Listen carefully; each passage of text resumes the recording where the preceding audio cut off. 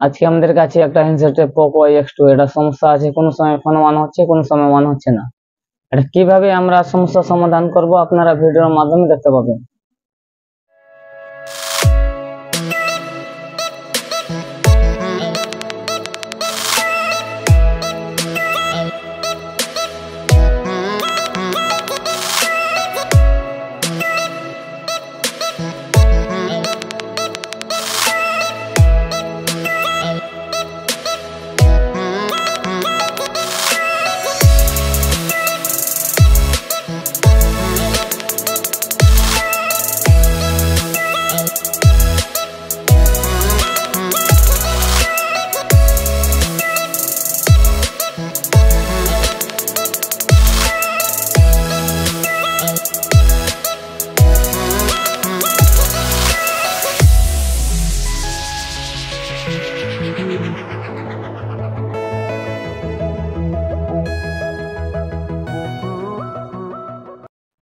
আমরা handset find করে দেখেছি ডিসি পাওয়ার সাপ্লাই বা আই চার্জারে, তো আমাদের সমস্যা আমরা খুঁজে পেয়েছি যেটা সিপিইউ থেকে সমস্যা আছে। কেন সিপিইউ ভালোভাবে কম্বিনেশন করতে পারছে না, সেই জন্য আমার হ্যান্ডসেটে সব ধরনের প্রবলেম আছে। আর যত ধরনের এগুলো যে ফোন আছে পোকোর, বেশিরভাগই সিপিইউ থেকে লাইন সব ট্র্যাক গুলো গেছে। সেই জন্য আমরা কি করব, ফার্স্টে মোবাইল ফোন খুললাম, খোলার পরে মাদারবোর্ডে আগে আমাকে সুন্দরভাবে দেখে নিতে হবে কোনো জায়গায় কাজ করা আছে কি বা ফ্রেশ কন্ডিশনে মাদারবোর্ড আছে। কিন্তু আমরা মাদারবোর্ডে কোনো টাচ করি না, টাচ ফোন আছে, মাদারবোর্ড আছে পুরো ফ্রেশ কন্ডিশন আছে, শুধু নেটওয়ার্ক সেকশনে একটু কাটিং করেছে। কিসের জন্য করেছি ওটা বলতে পারলাম, কিন্তু কাজের আমার যেখানে আমি কাজ করবো সেখানে আমার ফ্রেশ কন্ডিশন আছে।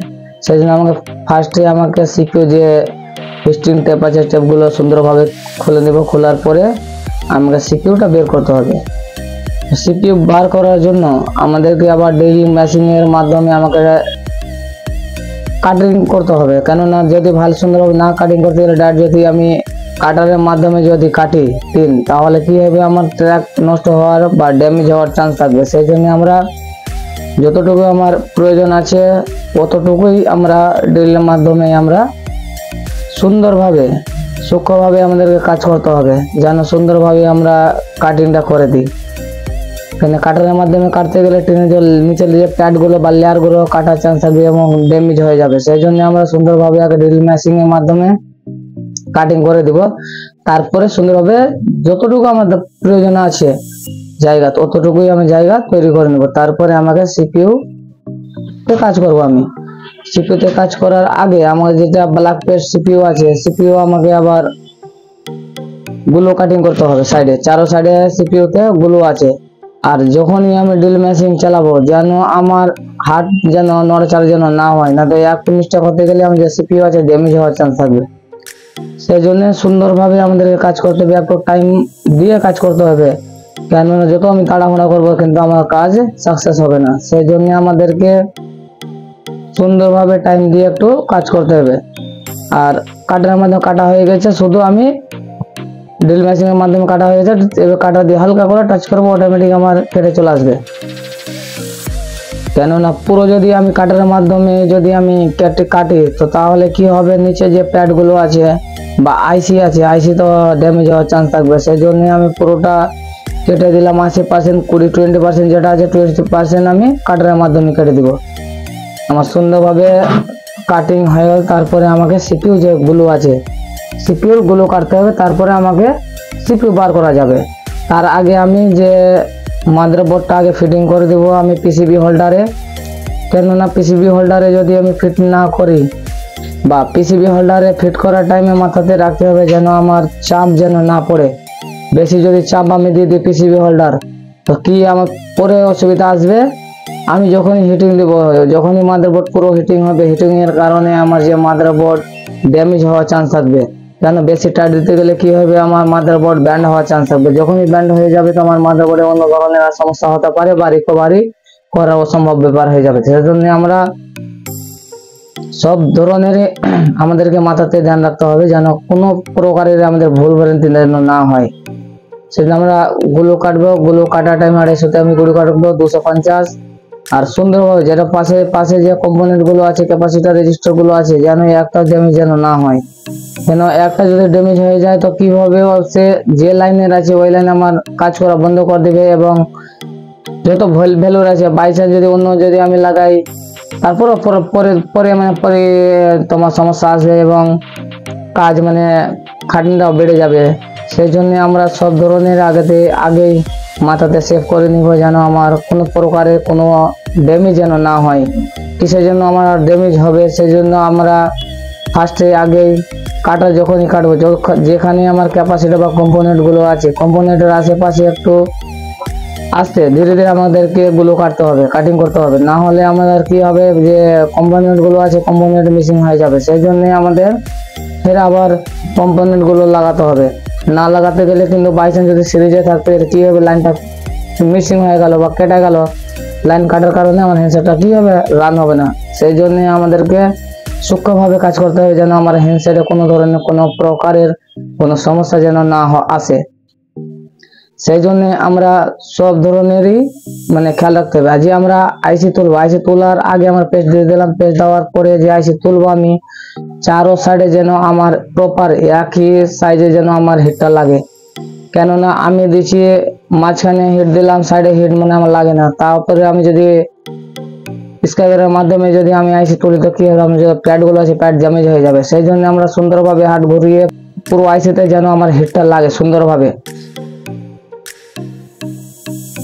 আর সাইডে থেকে হালকা করে টাচ করবো, অটোমেটিক আমার আইসিটা বেরিয়ে যাবে। কারণ আইসি যদি স্ক্রাইবের ভিতরে যদি আমি ঢোকাই তো আইসি কি হবে, প্যাড গুলো ড্যামেজ হওয়ার চান্স থাকবে। সেই জন্য আমরা সাইড থেকে সূক্ষ্মভাবে আমরা আইসি বের করতে পারবো, কোনো সমস্যা আসবে না। আর যখন স্ক্রাইবার আইসির ভিতরে ঢোকাবো তখন আমার কি করতে হবে, আবার একটা আমাকে জায়গা তৈরি করতে হবে টিন কেটে। আর আমার সাইড থেকে স্ক্রাইবার মানে টাচ হালকা করে করবো, অটোমেটিক আমার আইসিটা বেরিয়ে যাবে। আর সুন্দরভাবে একটা যেন প্যাড ড্যামেজ যেন না হয়। আর আমার একটা প্যাড যে ড্যামেজ হয় সুন্দরভাবে বের আছে, যতটি বড় বড় আমার প্যাড গুলো আছে সবটা আয়রনের মাধ্যমে আমরা ক্লিন করে দেবো। কেননা ক্লিন যদি না করি আর ডাইরেক্ট যদি ডিসঅর্ডার আবার চালাই তো আমার কি হবে, জুট লেগে যাবে পুরো প্যাড গুলো। সেই জন্য প্যাড ক্লিন করার আগে আমাদেরকে যতটি বড় বড় যে বলগুলো আছে সবটা বল আয়রনের মাধ্যমে নিয়ে নিতে হবে। তারপরে পিপিডি দিয়ে যে 183 পিপিডি দিয়ে আমরা যে হালকা করে যতটি প্যাড আছে প্যাডকে কি করব, নরম করে দিলাম। নরম মানে লো করে দিলাম। কোম্পানি যেটা আছে তোমার হাই আছে আর আমার আছে 183 মানে 190 যদি ডিগ্রি আমি যদি ক্লিন করি তো আমার ক্লিন হয়ে যাবে, মানে লো করে দিলাম প্যাড গুলো। তারপরে আমি ডিসঅর্ডার চালাবো। ডিসঅর্ডার চালানোর টাইমে যেন চাপ যেন না পড়ে, আর এক সাইডের থেকে আমরা ডিসঅর্ডার চালাবো আর বারবার লোকেশন চেঞ্জ করবো। কেননা লোকেশন যদি বারবার না চেঞ্জ করি তো আমার হ্যান্ডসেট রিকভারিং করা মুশকিল হয়ে যাবে। কেন এক জায়গা থেকে আমি যে ক্লিন করতে লাগবে, যে পাশে যে কম্পোনেন্ট গুলো আছে কম্পোনেন্ট মিসিং হওয়ার চান্স থাকবে। সেই জন্য আমাদেরকে সব ধরনের মাথাতে মানে ই করে নিতে হবে, যেন একটা প্রকারের যেন ড্যামেজ যেন না হয়। আর আমি যে আইসিতে যে ব্ল্যাক পেস্ট আছে আইসিতে সেম যেভাবে মাদারবোর্ড আমি ক্লিন করলাম সেভাবে পেস্ট পিপিডি দিয়ে দিলাম। যে 183 পিপিডি দেওয়ার পরে যে প্যাড গুলো আছে প্যাড গুলো লো করে নিলাম। লো করার পরে আয়রনের মাধ্যমে যতটি গুলো আছে গুলো ক্লিন করে দিব। তারপরে আমরা ডিসঅর্ডার চালাবো। আয়রন যদি বেশি চাপ পড়ে যায় তারপরে আমার সমস্যা কিন্তু চলে আসবে। কিন্তু স্ক্র্যাচ যেন আমার আইসিতে একটুকু না যেন না পড়ে, সেই জন্য আমাদেরকে ডিসঅর্ডার চালাতে গেলে কোনো চাপ যেন না পড়ে। আর আমাদের সব সময় সূক্ষ্মভাবে কাজ করতে হবে। সূক্ষ্মভাবে যতই আমরা কাজ করব ততই আমাদের মাদারবোর্ড ফ্রেশ কন্ডিশন থাকবে এবং রিপেয়ারিং করার সহজ হয়ে যাবে। সেই জন্য আর যে তারবলা চালানোর টাইমেও যেন আমাদের চাপ যেন না পড়ে। চাপ যেন পড়তে গেলে কি হবে, আমার পুরোটা ট্র্যাক লাইনিং জুট হয়ে যাবে এবং পুরোটা স্ক্রাইবার মানে দাগ পড়ে যাবে। পুরোটা দাগের কারণে আমাদের যখনই আমরা রিবোলিং করবো, রিবোলিং করার টাইমে আমাদেরকে মানে অসুবিধা হয়ে মানে দাঁড়াবে। কেননা যখনই আমরা রিবোলিং করলাম রিবোলিং হয়ে যাবে, তারপরে যখনই আমি হিটিং দিব, হিটিং দেওয়ার পরে সঙ্গে সঙ্গে কিন্তু আমাদের বলগুলো কি হয়ে যাবে, জুট লেগে যাবে। সেই জন্য আমরা যতই পারবো সহজে আমরা চাপ যেন না পড়ে সবসময় মাথাতে রাখতে হবে, যেন চাপ না পড়ে। সুন্দরভাবে আমাদেরকে ক্লিন করে যাবো টাইম দিয়ে। ক্লিন করে দিলাম। ক্লিন করার পরে আমাদেরকে যত সাইডের যেগুলো আছে সাইডের গুলো আমাদেরকে ক্লিন করতে হবে সুন্দরভাবে। যেন সাইডের গুলো যেন আমাদের থাকতে গেলে কি হবে, আইসি যখনই লাগানোর টাইমে আমার প্রপার ভাবে আইসিটা লাগবে না। সেই জন্য আমাদেরকে সাইডে কর্নার গুলো সুন্দরভাবে ক্লিন করে নিতে হবে। আর সাইডে ক্লিন করার টাইমে যেন আমার কম্পোনেন্ট মিসিং যেন না হয়, কেন সাইডে সাইডে কম্পোনেন্ট যতটুকু আছে একটু যদি কম্পোনেন্ট চাপ পড়ে যায় তো আমার কম্পোনেন্ট ড্যামেজ হওয়ার চান্স থাকবে। সেই জন্য আমাদেরকে সুন্দরভাবে সব কাজ করতে হবে। আমার মাদারবোর্ড কমপ্লিট হয়ে গেছে, তারপরে আমাদেরকে কি করতে হবে, আইসিটা কাজ করতে হবে। এবার আইসি রিবোলিং করে দেবো। রিবোলিং করার পরে আমরা যে হ্যান্ডসেট তারপরে লাগাবো আমি। আর আইসি রিবোলিং করার টাইমে মাদারবোর্ডে আইসি রিবোলিং করার টাইমে যেন আমাদের প্যাড পুরোটা প্যাড যেন দেখতে পাওয়া যায়। স্টেনসিলে পুরো প্যাড যদি না দেখতে পাওয়া যায় তো আমার যে স্টেনসিল যদি একটা দূরে যদি প্যাডগুলো যদি না দেখতে পাওয়া যায় ওটা আমাকে ফার্স্ট আগে ক্লিন করে নিতে হবে, তারপরে আমরা রিবোলিং করব। পুরো কমপ্লিট আমরা প্যাড দেখতে পাওয়া যাচ্ছে এবং ক্লিন আছে। সেই জন্য ফার্স্টে আমি হিট দিলাম। হিট দেওয়ার পরে আমরা পিপিডি দিব। আর পিপিডি দেওয়ার পরে কিভাবে আমরা যে পিপিডি চালাবো যেন আমাদের এক চান্সে রিবোলিং হয়ে যায়, কেননা বারবার রিবোলিং করতে গেলে আইসি ড্যামেজ হওয়ার চান্স থাকবে। সেই জন্য আমাদেরকে এক চান্সে যেন রিবোলিং আমার কমপ্লিট হয়ে যায়। আর রিবোলিং করার টাইমে কিভাবে আমরা যে করবো, যে এক চান্সে আমরা রিবোলিং করবো যেন আমার স্টেন্সিল যেন না ফুলে, এবং কিভাবে যে আইসি আমরা লাগাবো যেন আমার এক চান্সে আইসি যে লেগে যায়, বা আইসি উঠানোর আগে আমরা কিভাবে ফাইন্ড করতে পারবো মিটারের মাধ্যমে যে আমার আইসি কই ড্যামেজ আছে কি ভালো আছে, আমরা আগেই আমরা ফাইন্ড করতে পারবো জিআর এর মাধ্যমে। এগুলো বিষয় জানার জন্য আমার কাছে আসতে পারেন ছায়াবাণী সিনেমা হলে পাশে Dildar mobile and training centre. যে কোনো ধরনের প্রবলেম থাকুক না কেন আপনারা নিয়ে আসতে পারেন, এবং এখানে ট্রেনিং দেওয়া হয়। ট্রেনিং নেওয়ার জন্য আমার কাছে যোগাযোগ করতে পারেন। আমার স্ক্রিনে মোবাইল নম্বর দেওয়া আছে, আপনারা কল এবং এখানে সরাসরি আসতে পারেন। সেই জন্য যত ধরনের প্রকারের বা যত হ্যান্ডসেট যখন দামি থাকুক নর্মাল থাকুক, যে কোনো প্রবলেম থাকুক না কেন আপনারা নিয়ে আসতে পারেন এবং ট্রেনিং নেওয়ার জন্য আমার কাছে যোগাযোগ করতে পারেন। আর আমার এখানে ট্রেনিং এর বা থাকার সব ব্যবস্থা আছে, কোনো ধরনের কোনো সমস্যা আসবে না। আর অল্প সময়ের মধ্যে 100% ডিপ নলেজ এখান থেকে দেওয়া হয়। সেই জন্য যত ধরনের আইসি লেভেল আছে এ টু জেড আইসির এখানে ডিপ নলেজ দেওয়া হয়। আর আমার আইসি যে বসানোর টাইমে যে নোট সেট পয়েন্ট ফার্স্টে দেখে নেবো আমি যে নোট সেট পয়েন্ট কোন সাইডে ছিল, এবং যে অ্যারো গুলো আছে সাইডে যে অ্যারো গুলো আছে, অ্যারো গোল্ডেন কালার যে অ্যারো আছে অ্যারোটা আমি দেখে নিতে হবে। অ্যারো যেন বাইরে যেন দেখতে পাওয়া যায়। অ্যারোর ভিতরে আমার আইসি থাকবে সিপিইউটা, তারপরে আমি হিটিং দিব। সেই জন্য কিভাবে আমরা বুঝবো যে আমরা এক চান্সে যে আমার আইসিটা যে ঠিক আছে কি নাই, এগুলো বিষয় জানার জন্য আমার কাছে আসতে পারেন এবং ট্রেনিং নিতে পারেন।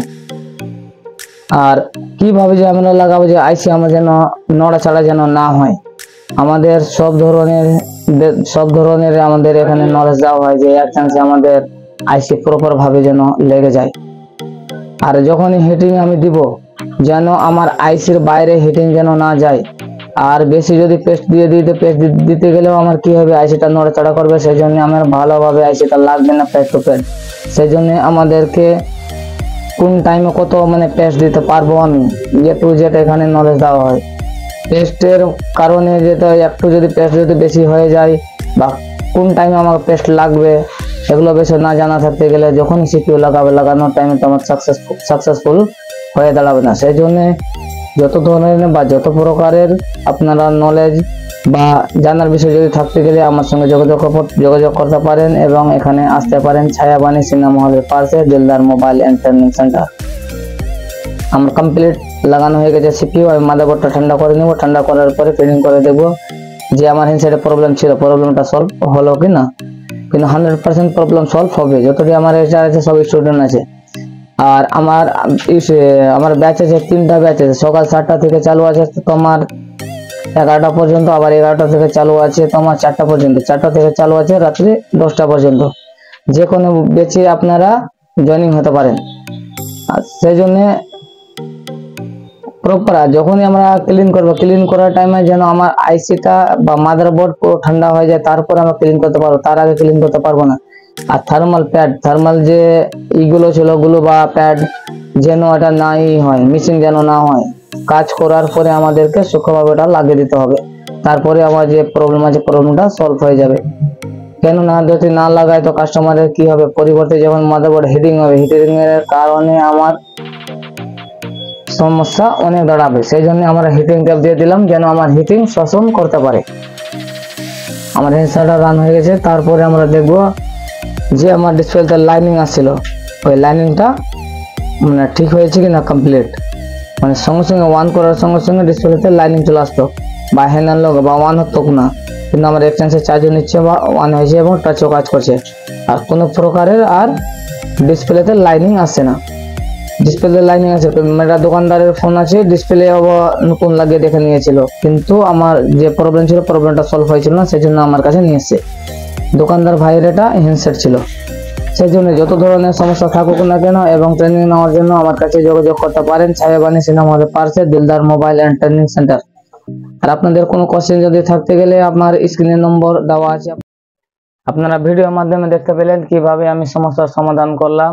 যেটা সমস্যা ছিল মানে ওয়ান হচ্ছিল, কিন্তু কোন সময় ওয়ান হচ্ছে, কোন ওয়ান হচ্ছিল না, কিন্তু ডিসপ্লে কোন লাইনিং আসছিল। সেটা এখন আমার প্রবলেমটা যে ছিল প্রবলেমটা সলভ হয়ে গেছে।